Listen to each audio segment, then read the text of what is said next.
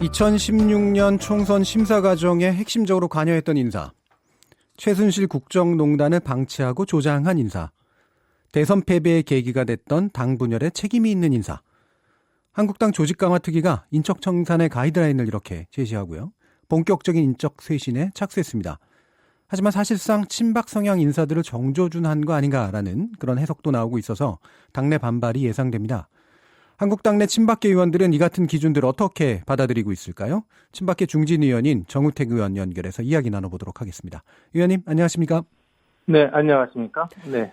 자, 방금도 이야기했습니다만 김용태 조강특위위원장이 밝힌 이 기준, 이게 일단은 한마디로 좀 친박 핵심 인사들을 물갈이 대상으로 검토하겠다는 거 아니냐라는 그런 해석들이 나오고 있어요. 어떻게 받아들이고 계시나요? 글쎄요, 제가 지금 보기에는 그 문제보다는 저는 비대위가 인적 쇄신의 방향을 크게 잘못 잡아가고 있다고 보고 있습니다. 내년에 총선이 있는 것이 아니라 내후년에 총선이 있기 때문에 당은 지금 현재로서는 첫째도 화합이고 둘째도 화합과 단합이 우선이 되어야 된다고 보고 있습니다. 그런 점에서 봤을 때 지금 우리끼리 현역 의원 물갈이의 잣대를 들이댄다고 한다면 내년 1년 365일을 당을 어떻게 끌고 갈 수 있겠는지 하는 걱정이 많이 들고요. 따라서 지금은 최소한의 당협위원장 교체에 그쳐서 더 이상 정치를 안 하겠다고 해서 당협 관리를 전혀 하지 않는 분들이라든지 또는 지난 지방선거 때 단체장 출마와 당협위원장을 겸한 사람 중에서 교체가 필요한 사람 등 이런 최소한의 교체가 된다고 지금 보고 있습니다. 지금의 조직 강화 특위가 마치 선거를 앞둔 공천심사위원회의 권한을 행사하겠다는 것은 당을 더욱 수렁텅이와 혼란에 빠뜨린다는 점을 이 김병준 비대위가 인식을 했으면 좋겠다 이런 생각을 합니다.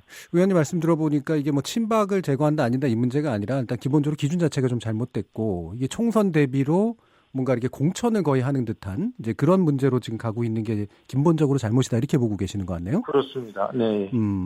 그러면 이게 지금 영남 지역 다선 의원 교체 문제 이런 것도 거론되잖아요. 그래서 새로운 인물을 수혈해야 된다라는 거고 영남 지역은 아무래도 당선 가능성이 좀 더 있는 부분들이긴 하니까 이 부분도 어떻게 보세요? 그러니까 이 부분도 지금 내년에 총선이 있다면 이런 것도 어떤 그 공천의 기준이 될 수는 있다고 봅니다. 그렇지만 지금 내년에 총선이 있는 게 아니잖아요. 지금 만약에 현역 의원을 당협위원장을 주지 않는다 그러면 지금 현역 의원은 또 가만히 있겠습니까?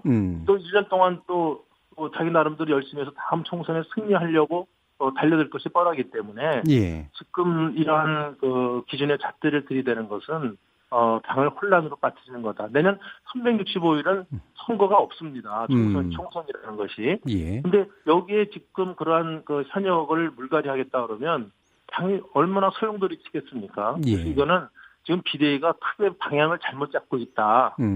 지금 최소한의 범위의 당협위원장 교체를 통해서 빨리 전당대회를 열 수 있는 여건을 마련해 주는 것이 비대위의 기능이다. 이런 점을 제가 새삼 강조해서 말씀드리고 싶습니다.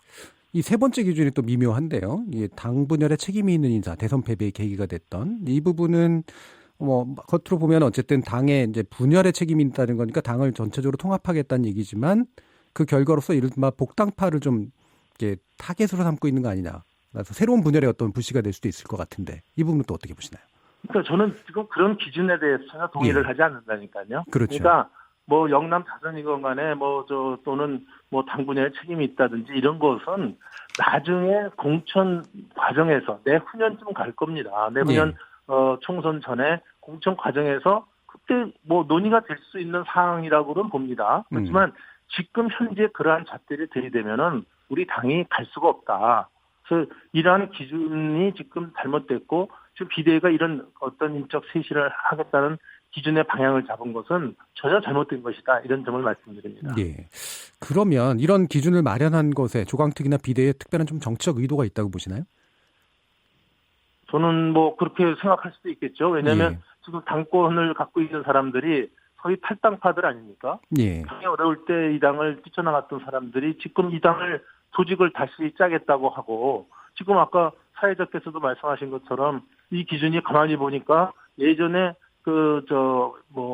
지금은 뭐 친박 비박 그런 구분을 하고 싶지도 않고 있지도 않다고 저는 보지만 예전에 친박을 기존 잣대로 한 게 아니냐 이런 말씀도 하시는 걸 보면 이 사람들의 그런 의도가 또 있을 수도 있다고 저는 보기 때문에 이러한 서로 간의 어떤 어떤 자기의 정치적 이익을 위해서 잣대를 들이대면 당이 그냥 순조롭게 원만하게 갈 수가 없다. 이런 점을 저는 강조하고 싶습니다. 그럼 정치적 이익 같은 게 어떤 게 있을까요? 아무래도 당권을 저희가 이야기하고 있죠. 당권의 네. 문제.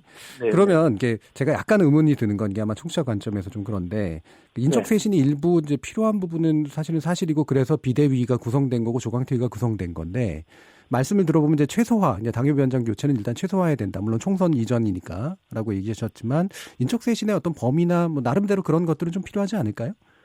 이미 제가 생각하기에는 이미 비대위가 구성된 지 지금 100여일이 지났고 이미 인적 쇄신을 하기 위한 동력은 이미 상실했다고 봅니다. 만약 이것을 하려고 했으면 비대위가 처음 들어오는 순간에 진작에 이것을 된다. 바로 한다든지 이런 모습을 보였어야 되는데 지금은 이제는 모든 분들이 빨리 전당대회를 통해서 새로운 당의 구심점을 통해서 당이 운영돼야 되겠다는 여론이 팽배하는 입장에서 비대위가 뒤늦게 이런 인적 쇄신에 칼을 들이댄다는 것은 많은 사람들이 동의를 하지 못하는 거죠. 그럼 이제 당협위원장의 이제 최소한의 교체 정도에서 이제 일단은 빨리 마감을 해야 된다라고 보시는데 그럼 그것의 나름의 또 기준 같은 건 어떻게 생각하고 계세요? 그것은 제가 아까 말씀드린 것처럼 이제 당협위원장 중에는 이제 자기는 정치를 더 안 하겠다는 사람들이 있습니다. 그리고 또 당협 관리도 전혀 하지 않고 있는 분들도 계시고요.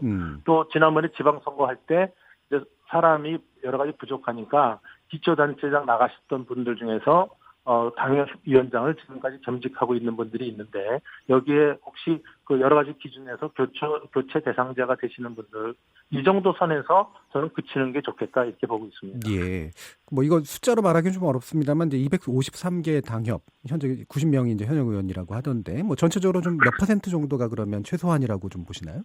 저는 지금 몇 퍼센트 이거는 제가 얘기를 제시할 수가 없습니다. 그러니까 이거는 이제 당무감사를 했다고 하니까 이 당무감사 결과에 아까 말씀드린 제가 속한 그런 그룹에 대해서는 저희 정리를 하는 것이고 지금 현역 의원들에 대해서 이런 잣대를 대면 당은 혼란으로 갈 수 있다 이런 점이기 때문에 이것은 요다음에 공천할 때 하게 그 비대위는 지금 이 권한보다는 공천심사위원회로 나중에 내년에 있을 공천심사위원회에 넘기는 게 좋겠다. 이것이 제 생각입니다.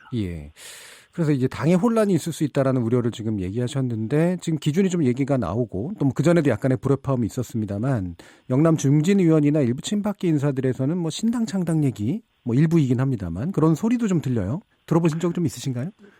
저는 뭐 그런 소리가 뭐 별로 저는 안차를 듣지 못했습니다만 저는 신당 창당이다 이런 말은 저는 전혀 동의하지 않습니다. 그러니까 저는 지금 신당 창당이라는 것이 성공한 사례가 상김씨 빼고는 없습니다. 그러니까 지금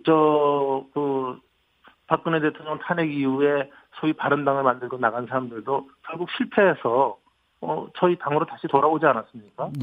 이런 최근의 사례를 보더라도 저는 신당의 성공 사례가 없다는 것으로 저는 좀 답변을 대신하겠습니다.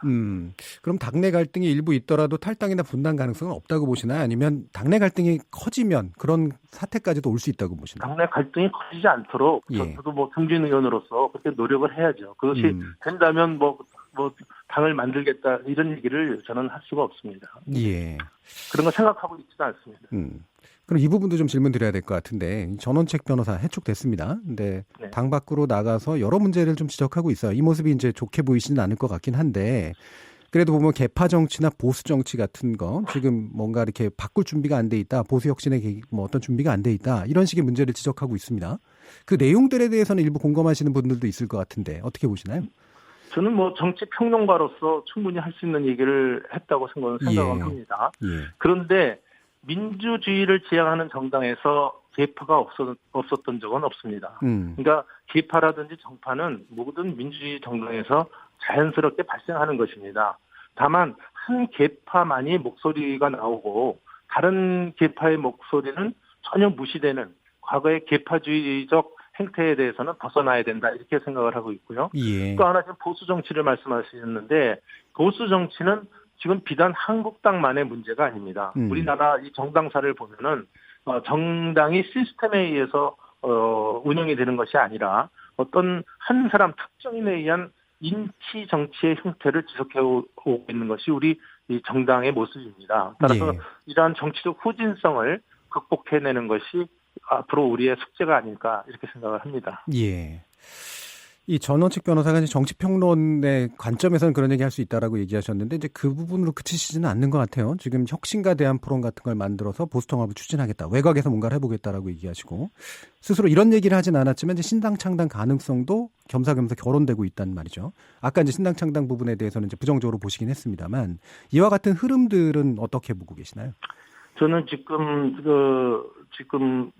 전원책 변호사가 무슨 혁신과 대안 포럼을 만들어서 보수 통합을 추진하신다 했는데 저는 오히려 보수 통합이 아니라 보수 분열을 하겠다는 게 아닌지 난 그렇게 생각합니다. 왜냐하면 제가 알기로는 이제 한국당이나 바른미래당 일부 의원들과 함께 그런 포럼을 만들어서 또 다른 보수 그룹이라든지 아까 말씀하신 대로 보수 신당까지 도모하겠다는 의사를 밝힌 것으로 제가 알기로는 그렇게 알고 있습니다.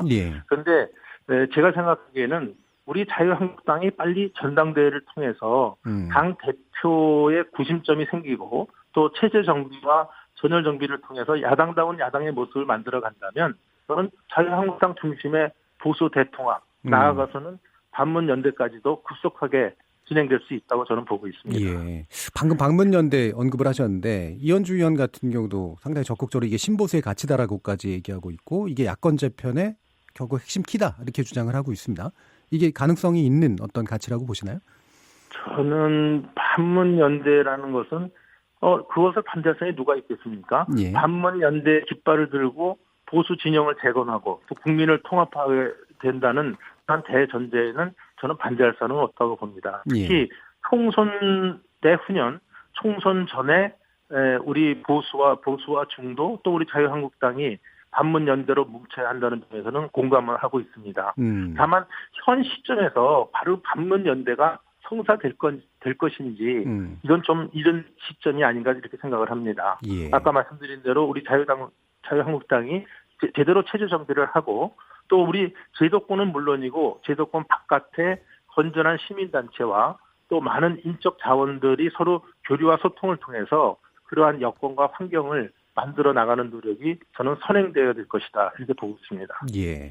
그럼 반문연대, 신보수 이렇게 연결될 때 결국 이제 가치잖아요. 근데 가치 구체적인 내용은 뭐라고 보시는 건가요? 저는 이 가치는 분명하다고 보고 있습니다.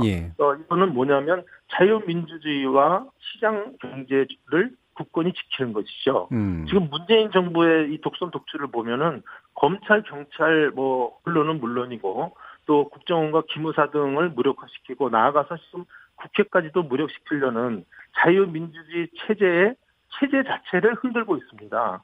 또 한 가지는 문재인 정부가 또 좌파 포퓰리즘 정책으로 해서 경제는 지금 점점 악화되고 있기 때문에 우리가 말하는 포퓰리즘은 생산성 증거와 무관하게 세금을 나눠주는 것을 저는 포퓰리즘이라고 보고 있는데 그래서 이렇게 타락한 좌파에 대해서 보수 가치로 국권이 맞서 나가야 된다고 저는 보고 있습니다. 지금 원내대표 선거, 그다음에 전당대회가 이제 줄줄이 이어질 것 같은데요. 일단은 원내대표로부터 이제 차기 당권까지 이어지는 어떤 인적 자질이랄까요? 덕목 뭐라고 보시나요? 지금 차기 대권 주자를 사권 주자를 얘기하시는 거죠? 당권이죠.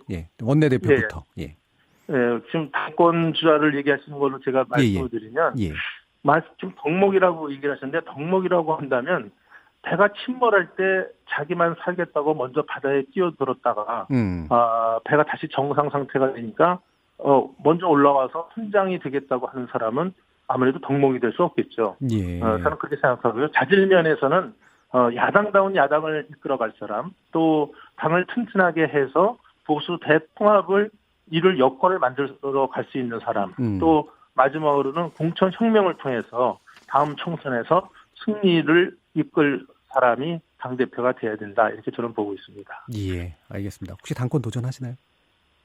그는 여러 가지 조금 더 판단을 해보겠습니다. 예, 네. 알겠습니다. 말씀 잘 들었습니다. 감사합니다. 네, 감사합니다. 자유한국당의 정우택 의원이었습니다.